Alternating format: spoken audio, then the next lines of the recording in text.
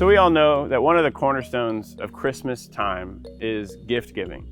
And people have mixed feelings about giving gifts.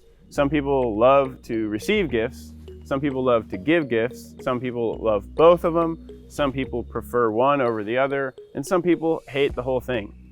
Personally, I'm somebody who loves to give gifts. I do like receiving gifts, but I really enjoy giving somebody a good gift. And sometimes when you give gifts, you think it's going to be a good gift. And even when you give the gift, they might be super excited about it.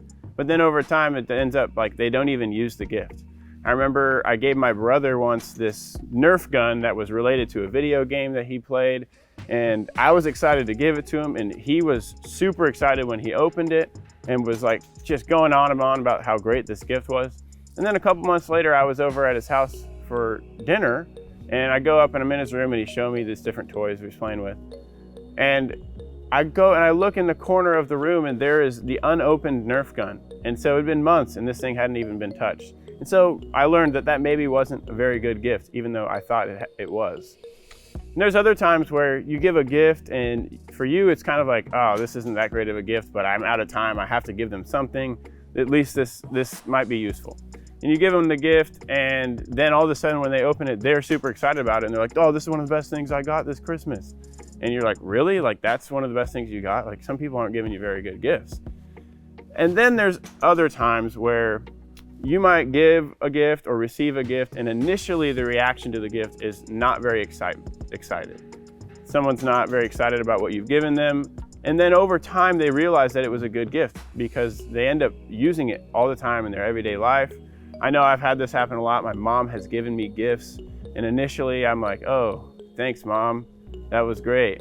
And then over time I realize I'm like using this gift a lot and I'll go back to her and I'll say, mom, initially I wasn't very excited about that gift, even though I might've pretended like I was, but actually that was a really good gift. And of course she's always like, yeah, I know it was a good gift. That's why I got it for you. And what I've learned over time is that a good gift is useful. And I think God understands that too. He understands that a good gift is useful, and he gives useful gifts. In Romans chapter 5, Paul is writing about Adam's sin and God's gift of grace in response to that sin. And this is what he says. The gift is not like the trespass. For if the many died by the trespass of the one man, how much more did God's grace and the gift that came by the grace of the one man, Jesus Christ, overflow to the many? And the Greek word that's translated as grace there is often more literally translated as a gift. And in the Greek culture, they would talk about gifts. We would give grace, and it would be an act of grace to give a gift. And then in Christian writing, we kind of adopt this concept, and God gives this gift of grace. And Paul writes elsewhere in the book of Titus, the grace of God has appeared that offers salvation to all people. And in verse 12, we start to see how the gift of grace is useful. It teaches us to say no to ungodliness and worldly passions, and to live self-controlled, upright, and godly lives in this present age. And so my question for us today is, do we realize that the grace of God is a useful gift? Because a lot of times we just kind of think of grace as a characteristic of God. Maybe it's our ticket to heaven.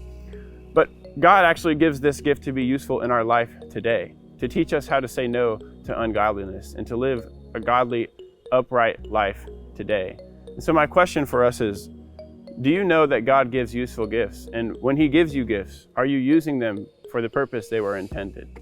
And if you've got a gift like the grace of God, my biggest concern would be that it ends up just being another gift that's collecting dust in the closet. So I pray that we would all look in our lives and see how we can use God's grace today.